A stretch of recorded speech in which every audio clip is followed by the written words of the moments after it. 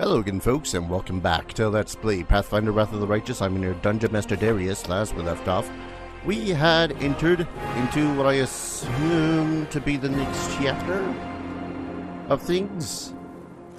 Yes, and we had broken into what is known as the mythic levels of stuff happening. Basically, we have some unique abilities, make us better, faster, stronger, and those will change dependent on what paths that we can take.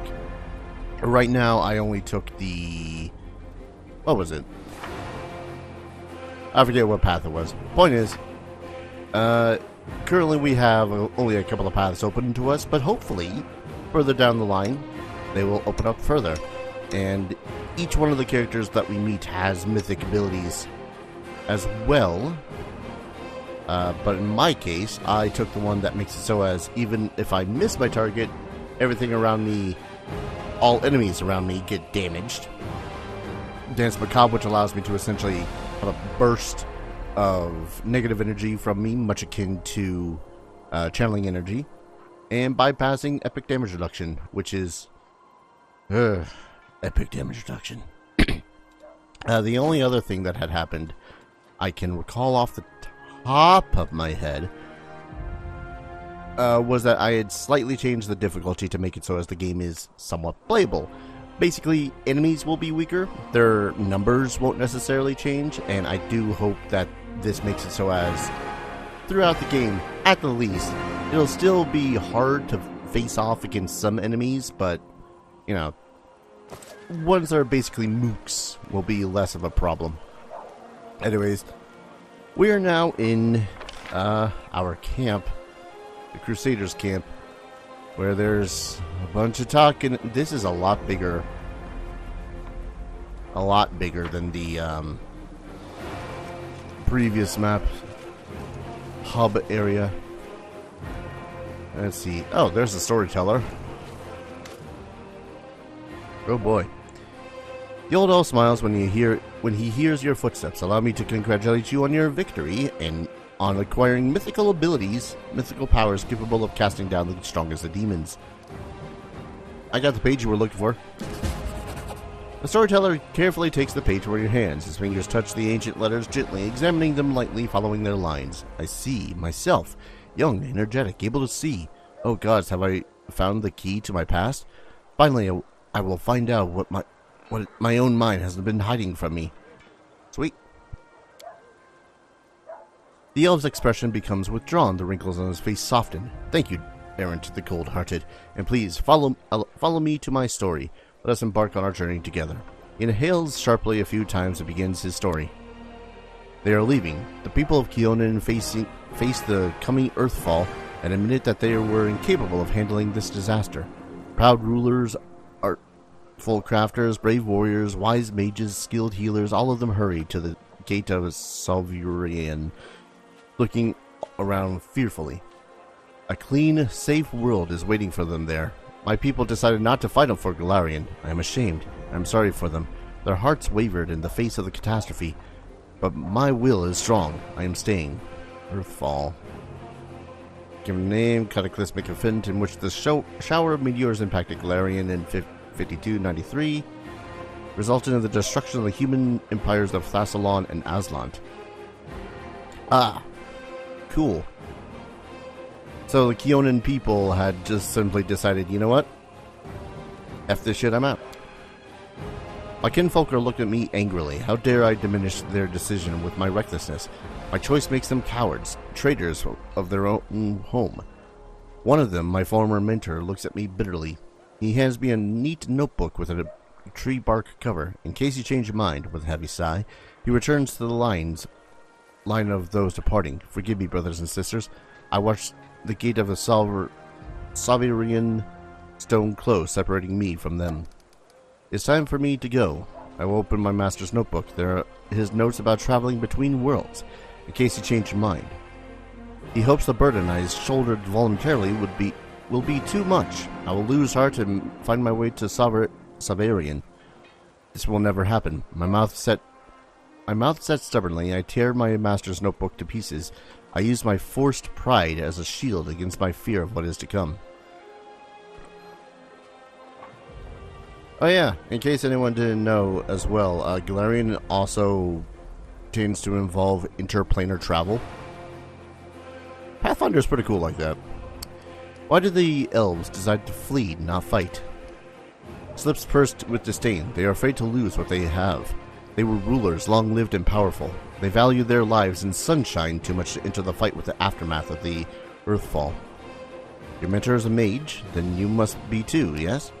Yes, I'm an archmage, and this title is well-deserved. I've acquired delicate mastery and succeeded in the many areas of magic, but curiosity has always pushed me toward new knowledge since the first day of my apprenticeship. What is the Salvarian Stone? A magnificent crystal bent into the arc by a mighty hand of an ancient divine creator.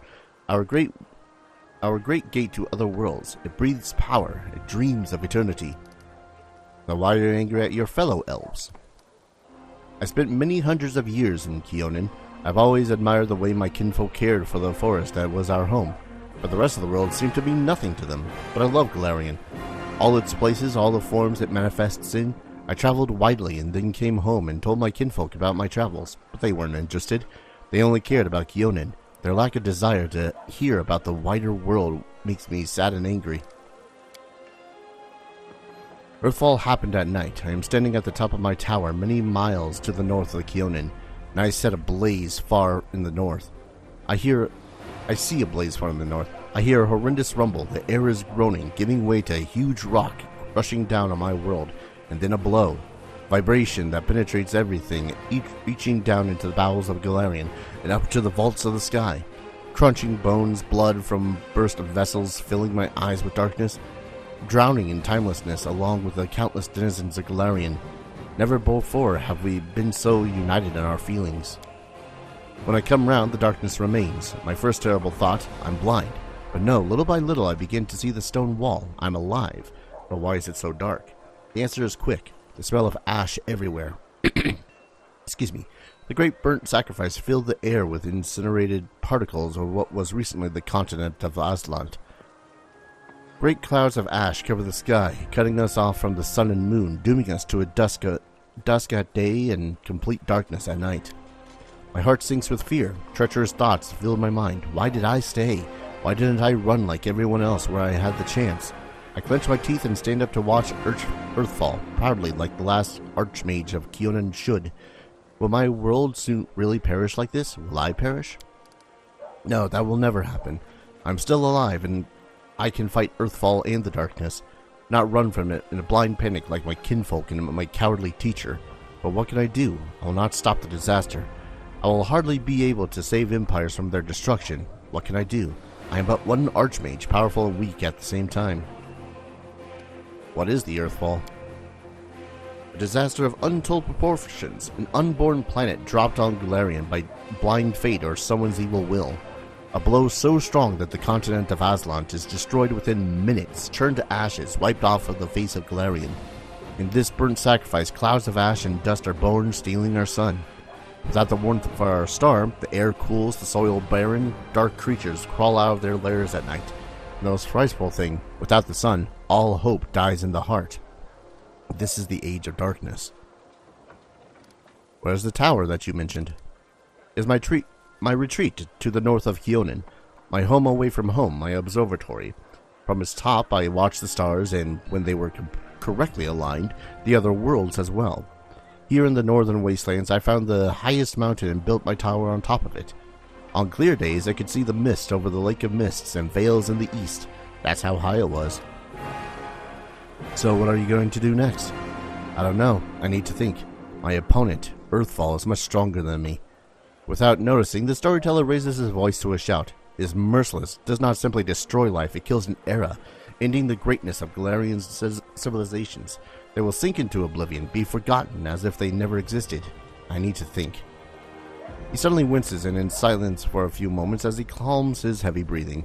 Forgive me, I shouldn't have raised my voice. This story is much harder than many before it, most likely because I played the main role in it. It's so strange to see myself, feel the emotions tearing me up inside, those I felt a long time ago, and not remember them. It's like I split. I became both the storyteller and the main character. Too bad the story ended at that moment. Please, if you find any more pages covered with ancient elven writings on your travels, bring them to me. I might be able to shed some light on my past, and we will find out how my story ended, perhaps why I forgot it. Tell me about the Earthfall. They're leaving. Hearts wavered, face of disaster. Okay. I think this is... yeah, this is just repeating. Heck. Thank you for your stories. Thank you for helping me remember them. Do I want to just go... okay. Have you decided to join the crusade? I've decided not to, I'm afraid. My path and the path of the crusade lead in the same direction, but alas, we're not yet one and the same. After the demons were driven away from Kinabras, the path into the Whirlwind became open, if only temporarily. I'm planning on using this opportunity to visit. The elf falls silent. It doesn't matter now. I'd hate to bore you with the details of my venture, which may prove useless even for myself. However, I'll try to return to the Crusaders and aid them in their confrontation with the demons after I'm done. I hope to meet you again, in this world rather than the next. I wish you interesting adventures. I got experience points. Oh. Like, I got experience points for that. Wasn't much.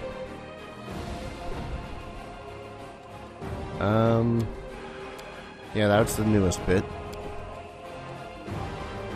Oh, I gotta ask Erebeth about that scabbard I found. 1 second, I gotta make disgusting throat noises before I read some more.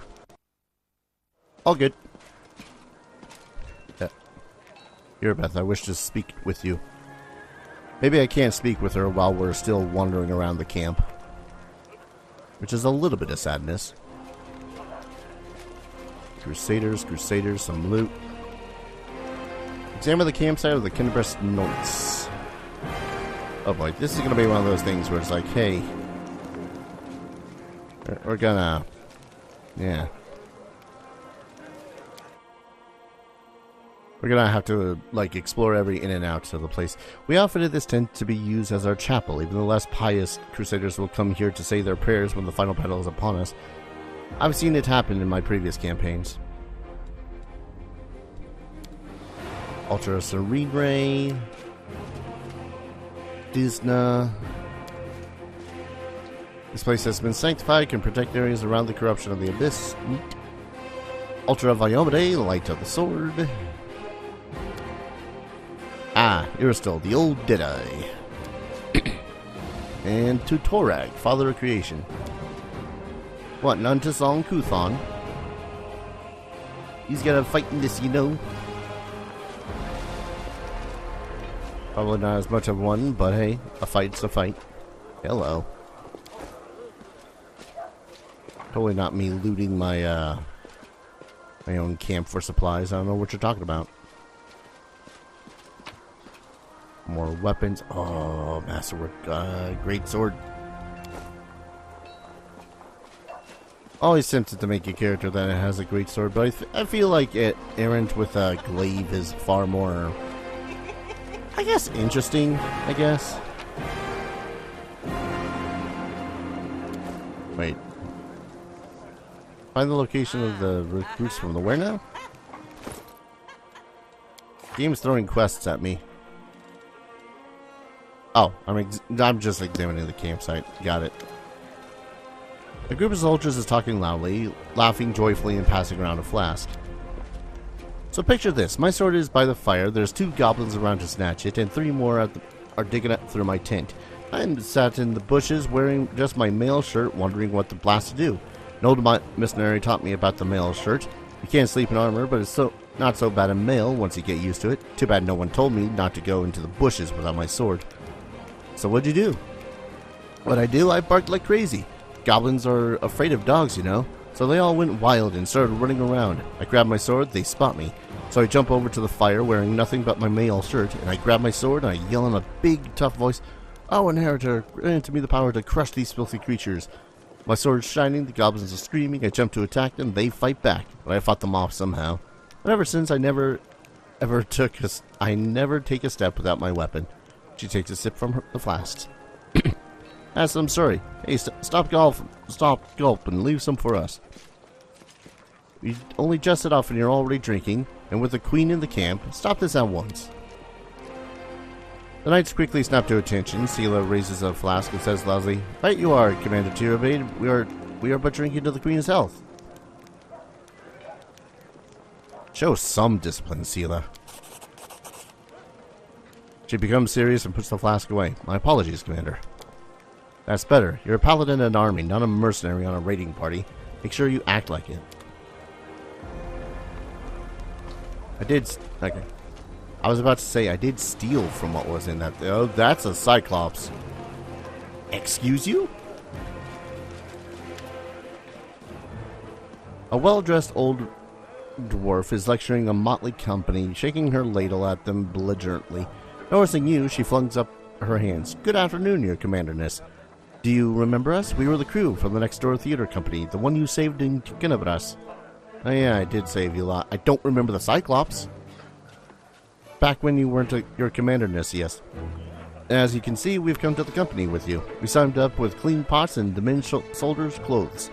Cleaning up a theater is expensive, so all we have to take we all have to take side jobs, but we don't stop what we're doing. We're going to put on a play after your legendary feats. Oh, please don't. Of course, the crowd scenes are difficult. We can't find the people to play the horde of demons, and we decided against using a ritual to summon real ones. Luckily, we have a Master Kim. We have Master Kim? He invented a way to solve this problem without sound. Kim the Sound Master. We caught a pig and some piglets who ran away from a burned-out village. The glum and husky half-orc mumble softly. We put the piglets in a box and scare them, and the sound they make is just like that of an approaching demonic horde. But the most important question is, of course, choosing the lead actor who will play the great knight commander. We have the right Barney over it, breaking a number of lances as well as a shovel, a rolling pin, a set of great back scratchers. But we're just going to decide no matter what. Maybe you can help us. We have two candidates that are most suited for the role. One will have the honor of conveying your heroism upon the stage. God, this is going to feel like more of a parody when all is said and done. Do you have... Yeah, to be fair, Cyclops a little too big. Gnome's a little too vibrant for Errant. Don't you have any other actors who even vaguely resemble me? We're a small and poorly funded theater, and we only have a few actors. But they're all so talented, one of a kind. I've chosen the ones that are the best fit for your role. Trust my vision. I have more than a few successful plays under my belt. So I'm to be played by a gnome. Not a gnome, two gnomes. Rumbledum and Hierophant are twins. One of them sits on the other's shoulder and puts on a long coat so they can play tall characters. They switch places every so often, so each gets their moment of fame. And that way, they each only have to learn half the script. I mean, that's not a terrible idea.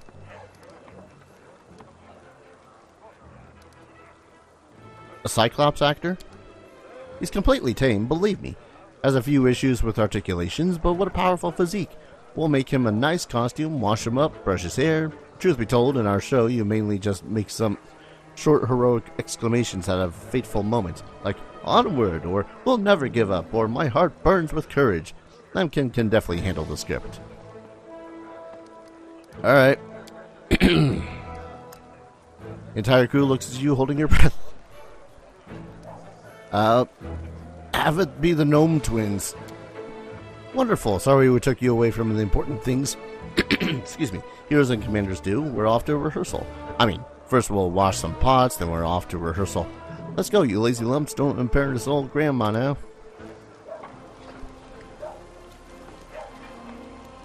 There could be other things we could be doing with the Cyclops in the army, but okay.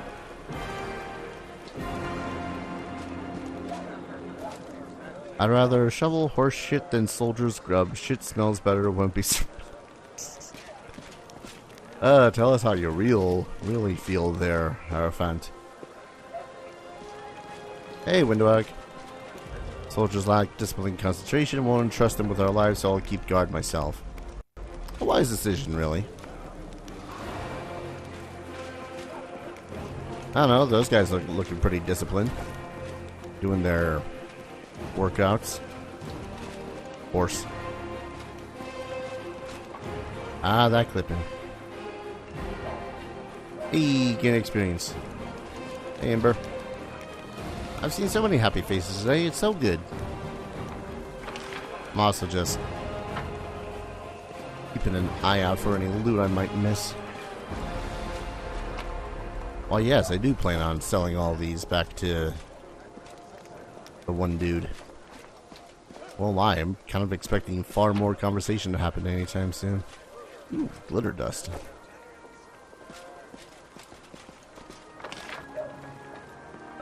There's one by Woojif over here.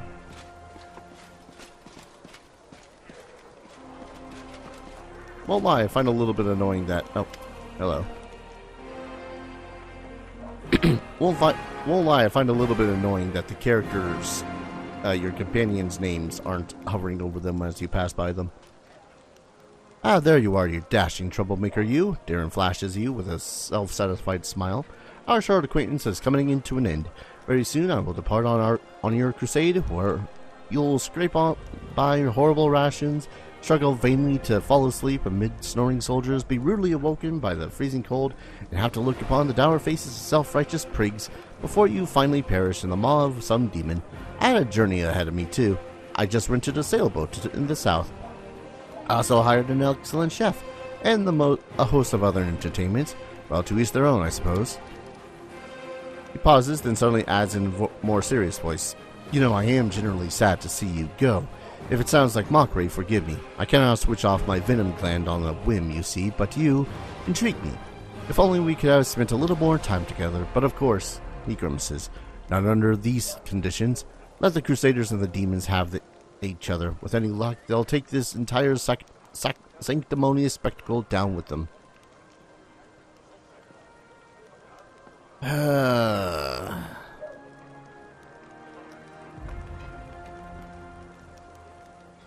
mean, I will be blunt. You don't intrigue me. Not in a way you obviously have in mind, but you are a valuable companion. You could have stayed in the party. Who, me? Where? In this traveling pardon me. In this army? He offers a doubtful smile. You must be joking. Of course I won't stay. Who in his right mind would trade a luxurious and carefree life for this crusade? In any case, I intend to wait until the army departs. I do love a good send-off, especially when it is I who is staying and someone else who is heading off to meet a dreary and hopeless end. Sometimes it does one good to ruminate on the unfairness of life. Well then, farewell, Commander. I assume I shall be your most precious memory on this most disgusting and exhausting road to the pointless slaughter of battle. Or if not the most precious memory, then at least the most stirring. He smirks before instantly losing all interest in you, or at least he pretends to. Oh no, what a shame. He is going to leave. Better drop off his stuff before that. Matter of fact, just a little paranoid quick save. Yoink. Huh. Funky stuff, but okay. Let's see. Ah. I was kind of poking at them, hoping that some of them will be... Yeah, that's a window lag. The way this map works is funky. Oh yeah, who's Wilson Gurns? What can I do for you? Alright. You are one of the dudes who I can sell stuff to. It's a crying goddamn shame, however, that most of this stuff is basically useless. Basically useless. But at least it's money. Seriously, where the hell's Woojif?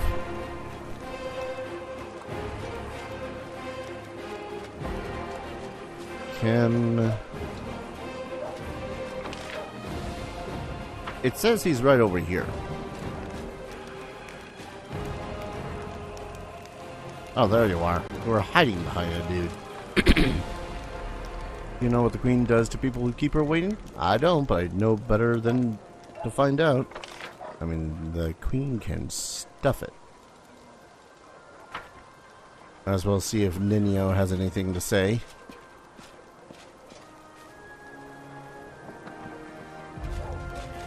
Seriously, the fact that they hide your companions' names on the maps, truly annoying.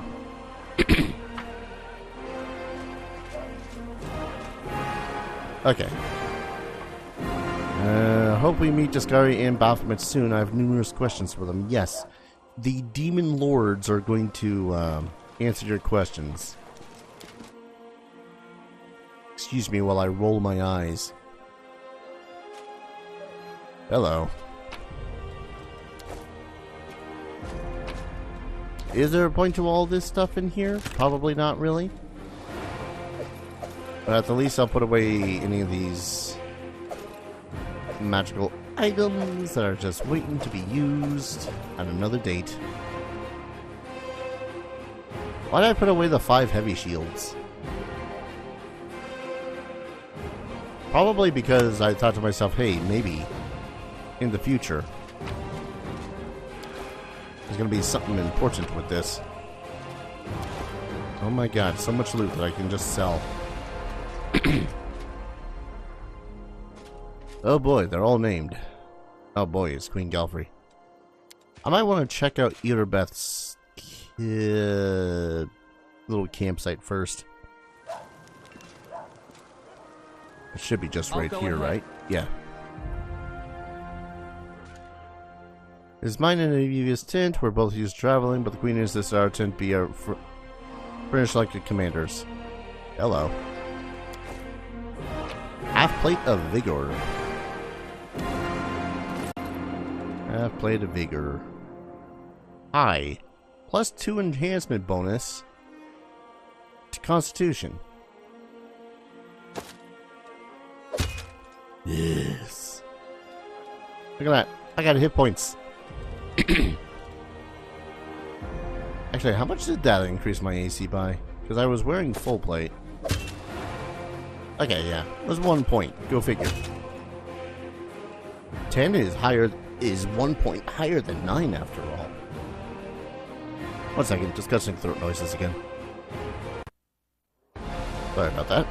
Also, I like the look of this comparatively. If only because it's a nice, I guess, neutral color compared to the more golden looking half plate. Full plate, rather. Speaking of, that's right, you've got the other. Hello. Ooh. Don't mind if I do.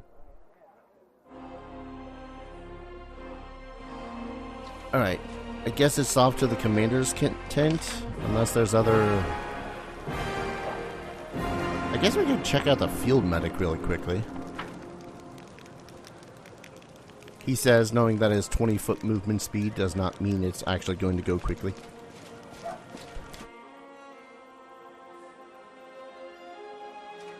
Field of hospital, last collector had suffered especially.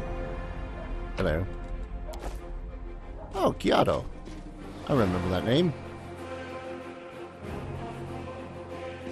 None of them actually have anything to say to me. That's fine, I'm only your commander. It's fine. Okay, I guess it's off to the main camp then. I think the only other thing I want to do is sell off that random loot that I picked up.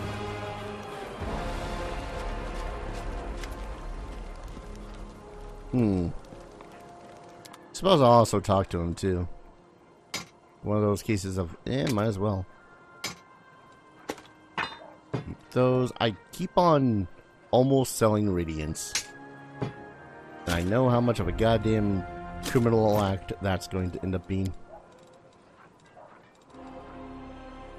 Silverine. Sell the Sai. Mustard swords. I kind of want to keep the full plate, if only because someone else in the party might eventually need it. And there's some pretty decent armor in this. Pretty nice weapons, too. Most of it's just, you know, +1 this, +1 that, but, you know. Earthbreakers. Oh, if I was playing a completely different character. What can I do for you? Your supplies would do any wine shop proud. Does this crusade really need this much alcohol? He smiles shyly. Don't think I'm trying to encourage drunkenness among our crusaders. It's all in good fun, a way to blow off some steam. When soldiers can gather by the fire and raise a cup to honor both the living and the dead, it reminds them that life goes on. But those who drink to excess or to the detriment of their duties won't get a drop from me. There's no sight more depressing than a drunkard. Tell me about yourself. The quartermaster looks away sheepishly. There isn't much to say, really. I was born in Canabres in a humble family. I got an education, taught myself to read and write, got drafted into the army, spent 3 years as a shield bearer in the first line. I left after I did my time and joined the Stonemasons Guild, then moved on to the shipwrights and rose to a crew chief. Sailed to Ioba area twice and returned with goods, made some money, built a house, haven't started a family yet. Think I will after we're done with this war. A few years ago, something started gnawing at me. Got this feeling like I needed to go home, that there was a storm headed for my native city. And when there's trouble in Mendev, there's only one thing to do. Go to the recruiter and sign up for the army. So I did.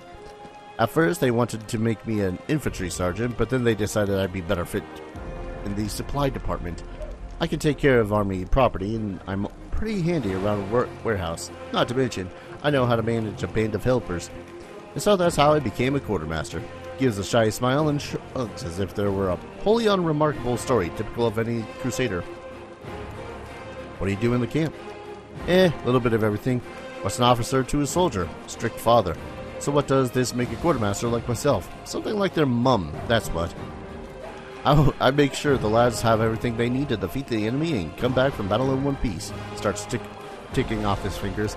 Means food, firewood, medicine, tents, minted clothes, fixed weapons. Horses have got to be fed and watered. The camp's got to be fortified by the evening and broken up by the morning. I make sure the wages are paid on time and the wagon's wheels don't squeak. And then there are reports. God, I tell you, I never realized how many duties they actually had. What do the soldiers think of their new commander? They mostly tell tales about your unusual power, but they don't shy away from talking about you as a person, too. Soldiers are always like that. If Iomade herself descended from heaven, you'd bet they'd jabber on how she grips her sword and how good she looks in her armor. Soldiers believe the gods favor you, and that it wasn't a coincidence you gained your power in the great garrison. Who else could something like that happen to, except for the god's favorite? Yeah, about that. I have to go. Alright. I'm assuming that there's some sort of dialogue events that happen here that make it so as the commander's tent changes some shite. Theator. Nura. Social. None of which I can talk to. Alright. Queen greets you with a stare. She's dropped the pompous air, which she just announced the 5th Crusade. The face of the ruler of Mendev appears calm and thoughtful. She has made her move and now awaits her opponent's reply. Commander, I'm satisfied with the troop review, but I do not expect they will be sufficient for the task. You will have to prove yourself a shrewd leader and hire the necessary troops with the provided funds. I have chosen a target for your campaign, and that target is Dresden, our lost outpost within the World Wound. The Sword of Valor was kept there, a banner that was once carried by Iomade herself. Our greatest relic was lost when the city fell. I should make one thing clear from the start. The Sword of Valor is no mere symbol, but a powerful weapon against demons. The holiness of the banner weakens them and robs them of one of their most dangerous abilities, teleportation. A forced march to Dresden awaits you. The Sword of Valor is kept somewhere within the Citadel. The demons probably think it's a hunting trophy. Its recovery is just as important as retaking the city itself. I hope the task is clear. I'm sending 2 specialists to help you, along with the soldiers. A historian, Nura Denduar, and a cleric, Social Danik. Oh goody, a cleric. The queen nods to the human man and a young halfling woman standing next to her. One of the famous inquisitors of the Church of Iomade also wants to talk to you. The Honorable Leota, whom everyone calls Hawkblade. I do not wish to keep you, Commander. The matter I must discuss with you is extremely important, but it is not directly related to the Crusade. You no doubt wish to meet your new comrades and speak with Her Majesty. Therefore, I shall leave you now, but I ask that you seek me out in the camp at your earliest convenience. Hi! Listen, it's amazing here. It's like I'm in a ballad. There's knights in shining armor, deadly dangers, glorious feats. We are going to show those demons! I'm so tired of sitting in a library reading books about history. It's time I took part in it! She's got spunk. I'm glad to help our cause, Commander. If you have some time later, I'd like to speak with you further. You'll have plenty of time to talk. You're the Knight Commander's people now, his trusted advisors and companions. Now then, will you please leave us? Irabeth, you can go too. Never imagined when we met at the Defender's Heart, I never imagined you'd make me the commander of the new crusade. Some actions may be deemed bold, or even extreme, and beyond those, there are some you might call the Queen's last resort. I am not a simple monarch. I am at war with the Abyss, a war which has lasted over 100 years. I cannot allow myself the luxury of caution. In you, I see a chance, and I am willing to stake everything on it. However, you cannot blame me for putting you in charge of the crusade. I only formalized what had already happened in the hearts and minds of many. People spoke of the power that descended upon you and helped you save the Wardstones from corruption and total destruction. Word of this feat quickly spread far beyond the borders of Mendev. There was no other person who could better fit the role of Knight Commander of the Fifth Crusade. Oh, I could think of so many people that we met that might have been a better suited chance than Errant. But did you know that the souls of angels from heaven are confined in the Wardstone? I had guessed as much. Many angels fought alongside us in the First Crusade. Heaven was unable to mobilize its full might to aid us, but individual celestials volunteered to fight for our cause. Then one day, they all vanished, saying that they were setting off on an important mission. Not long after, Iomede's herald erected the first Wardstone in Kenobris, and then the others in cities across Mendev. Even back then, I had nagging doubts, but my faith in Iomade easily assuaged them. It is for us to serve the goddess after all, not to question her works. Nevertheless, I am pleased that you solved the mystery of the Wardstone in Kenobris, and were able to save this gift of Iomade. It was a deed worthy of a Knight Commander of the Fifth Crusade.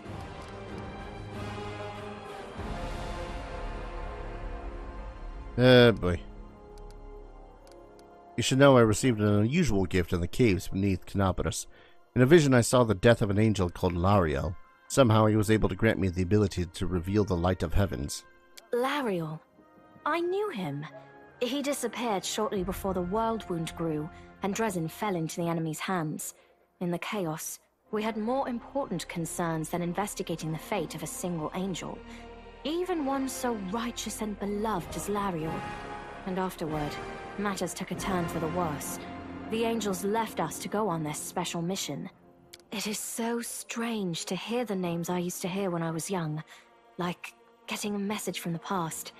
It is sad news, but it brings me back to the times when we strongly believed in our victory, and we rushed headlong toward it without fear. Could it be that such times have come again?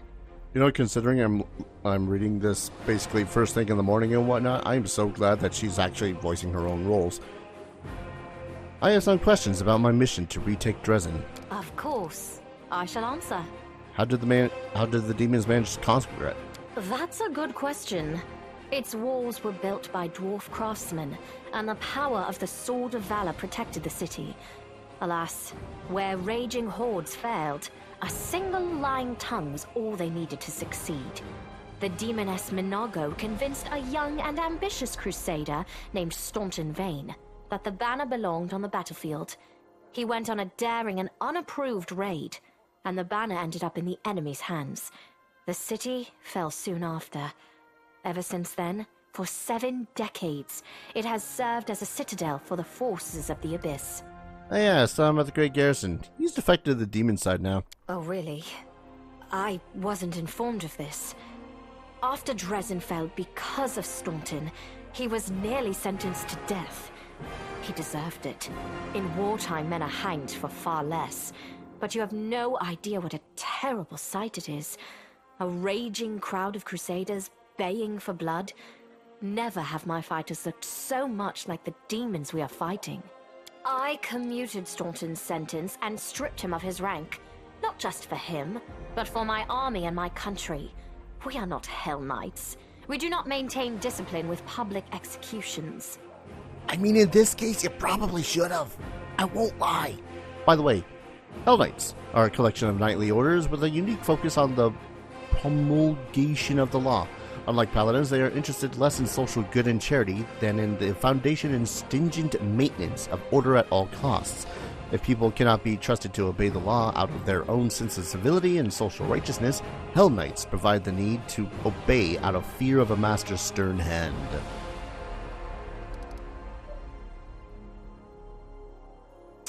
You really shouldn't have stayed the hand of justice. If he died, he wouldn't be betraying you again now. Justice was nowhere to be found that day. The army had become a mob, and the tribunal was a prelude to what that mob craved: bloody carnage. I am the Queen of Mendev, and the leader of the Crusades. Justice served on my behalf cannot look like that. He doomed your camp? No, I'm opposing Staunton on this whole thing. It's a sad thing that has happened to him, but on the other hand, look at what happened because of him. What forces are at my disposal? Everyone we saw today at the parade. First among them, the Eagle Watch, who remain a powerful force thanks to Irabeth's resourcefulness. Also marching with you are several minor knightly orders, as the minor volunteer units like to be called. And finally, I have personally selected some recruits from Neurosian. They have little in the way of battle experience, but great determination and a thirst to prove themselves. I've always thought that an army benefits from at least one such unit. I got a little bit confused about minor knightly orders, and like they're supposed to be small knightly orders, not that they're not of age. These forces, as I said, are not enough for a march on Dresden. You will have to hire additional troops with the funds that have been provided to you. But for a brave commander, and I hope you are one, that is just the beginning. If you retake Dresden, recover the holy power of the Sword of Valor, and gain a foothold in the region, then new armies will join under your banner. The Fifth Crusade is only beginning. Many battles and victories lie ahead. It's been decades and no one's managed to retake the city. What do you think? Why do you think we're different? We have a chance now that we haven't seen in decades. But it's more than that. You created this chance for us by foiling the demons' plans in Canabris. The army who attacked the city came straight from Dresden. Demon hordes from the Abyss are usually encamped there, but many of them perished on the streets of Canabris. We must attack swiftly before they can restore their forces. When the city is free and the Sword of Valor appears before our soldiers, they won't be sending in any more reinforcements. Demons cannot teleport into an area protected by the banner of the goddess. And what about long-term goals? Do you know how to get rid of the world wound forever? Now you are talking like a real knight commander. However, answering your question is not easy. To win this war, we must bar the demons' way. There are a few planar rifts leading to the Abyss across the territory we call the World Wound.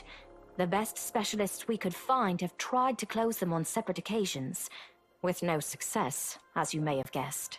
The World Wound is more than just a chain of portals to the Abyss. We do not understand its nature yet. The methods of rift closure known to magical science simply do not work here. However, we have a hypothesis, and a rather well-grounded one, that we must begin at the source of the problem, the place where the World Wound was opened. The main rift lies through the city of Iz and the Threshold Fortress, deep in the former lands of Socorus. We have never managed to fight our way so far and gain a foothold to allow the mages to explore the origins of the World Wound. So, the next step, after you succeed in Dresden, is an offensive push deeper into the World Wound, with the aim of reaching Threshold. The very threshold of the Abyss.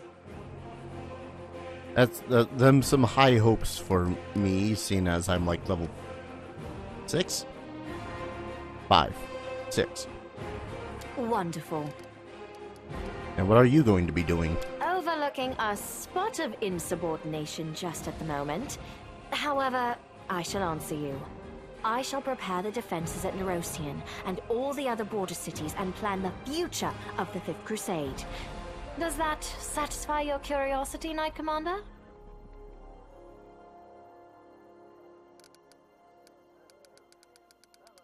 I think I done screwed up the Aeon mythic path. Thanks for the reply. Of course.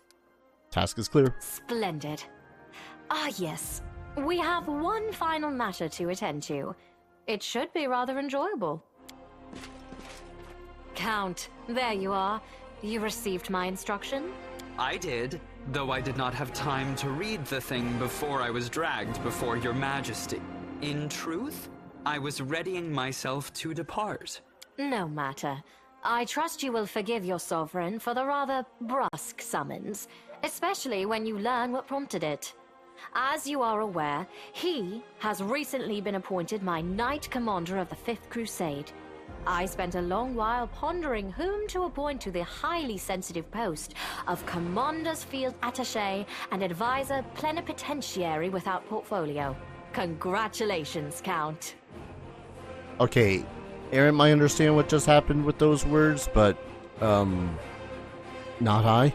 It is a great honor, I suppose. Draven's cool expression wavers, but he seems not to be fully cognizant of what is happening. That or is holding himself tightly in check. You know what? I'm gonna pick the lawful one just to be a little bit of a dick to Darren. Rather frivolous gesture for a queen. The adequacy of any measure can only be assessed against the reason that prompted it. Isn't that so, Count? I had my doubts about whether you were ready for such a responsibility, Count, but your conduct in Kenobris has put my mind at ease. So, you will travel with the troops to Dresden. Only the commander may remove you from your post, but I trust that you will dutifully fulfill his orders and make a good showing of yourself. Especially since word of your appointment, Count, will reach the court at any moment. All of Mendev's nobility will be following your successes in service to the nation, including all of your devoted admirers. I even heard that one bard with whom you are particularly friendly has already begun composing a ballad to honor your heroic participation in the crusade and your faithful service to the commander here. Truly knows no bounds, dear cousin. I am most gratified by the honor you have shown me. That was a weird loading screen.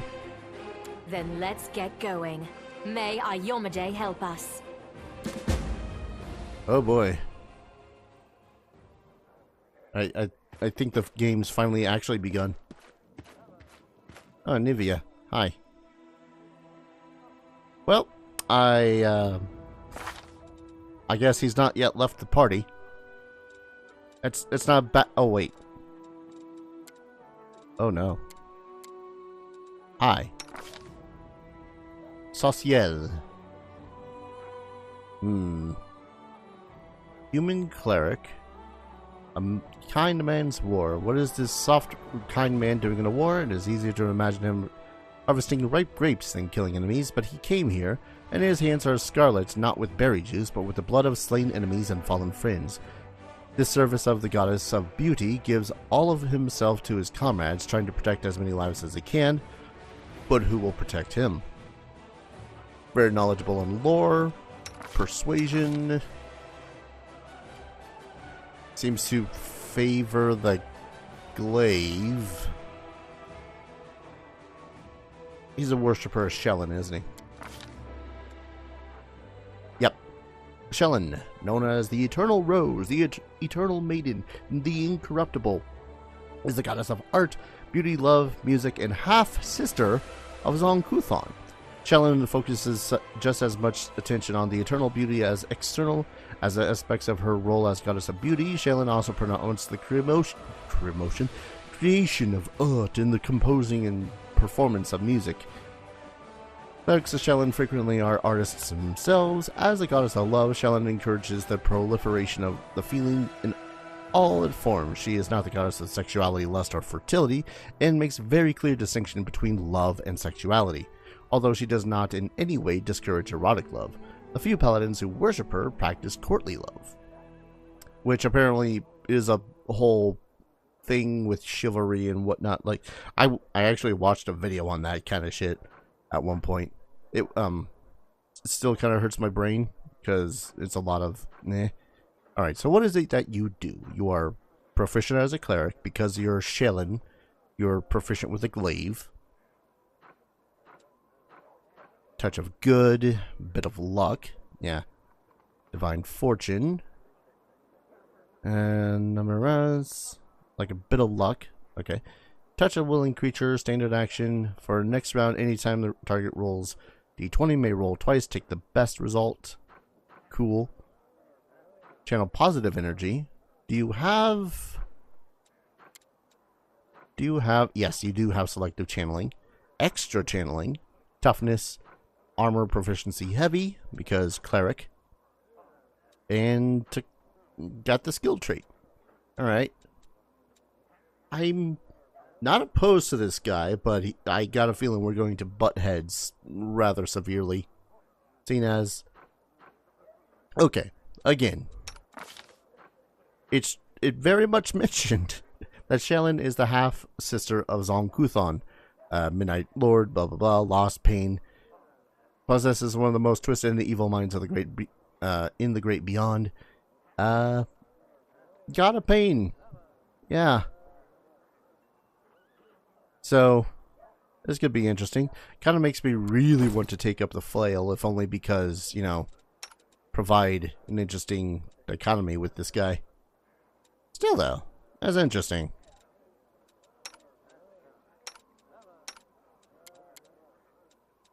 Kind of thought that I was going to say hey, hello, hi to the halfling that was also there.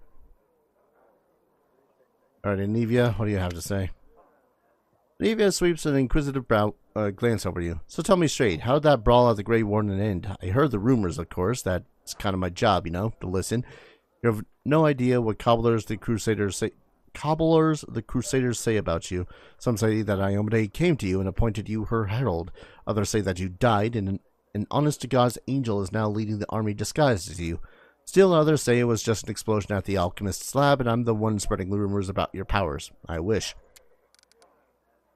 But, you know, you really have changed since the Great Garrison. It's hard to describe. Like, you've become kinda... She waves her hand, trying to find the word. Stronger? More dangerous. I have a gut instinct about these things. If I didn't, I'd already be dead. You're dangerous, Commander, and by Desna I hope you'll be dangerous to our enemies, not to us, or to yourself. Okay. So she's a little bit fearful of us. I can't blame her. I am a worshipper of an evil deity who has been granted power that even I don't fully understand. Elan and his friends rushed from the camp to aid Kenabres during the demon attack. When the city is no longer in danger, there will be time to visit the camp. The ring must be there. Ah, right. I gotta go visit that camp. Inquisitors waiting for the commander in the camp for important discussions. Young cleric wants to discuss something important. Might be a good idea to hear what he has to say. It would be great if some of these NPCs decided to stay relatively close to everything that's happening. Oh, actually, I'm going to do one more thing before I call it up. Hi, Mr. Golem. I'm going to do one more thing before all this, before calling an episode. Commander, allow me to say something. Before you, this wasn't a war. It was agony drawn out over decades. No one believed in victory anymore. When the demons attacked the city, and for some of it was a relief. At least an end had come. They laid down their weapons and surrendered without a fight. I felt the same thing, but I somehow got through on stubbornness, in the vague hope that if nobody found Anivia's body, she might by some miracle have survived. That miracle was you. You returned my beloved to me when I nearly lost all hope of seeing her again. Then you went on a suicide mission to the Great Garrison and won the city back for us. You turned a defeat into a victory. I know it isn't easy, but you make everything seem so effortless. You do everything just like that. The Queen believes in your powers too, but for me there's just more proof of what I felt that day when I saw Anivia alive standing next to you. You're the miracle we've been waiting for. You're the one who will finally put an end to this terrible war and, in spite of everything, deliver us for the victory we so desperately need. With you, I'm sure this crusade will achieve what the others could not. I found this scabbard with your family name on it in the Great Garrison. The scabbard held the solemn hour, my family's sword. My father once fought with it and took it when I left home to become a paladin. Alas, it was not stolen. I parted with my heirloom willingly to help someone dear to me. Anivia needed expensive healing, and having no other way to procure the money, I pawned my father's sword. I think he would have understood. I'm sure he would have given up everything to help the family. Yay, experience. I hope to redeem Solemn Hour eventually, but there was never enough money, and soon the sword disappeared from the pawn shop altogether. I've no idea who took it. Seems like I'll have to part with my father's sword forever.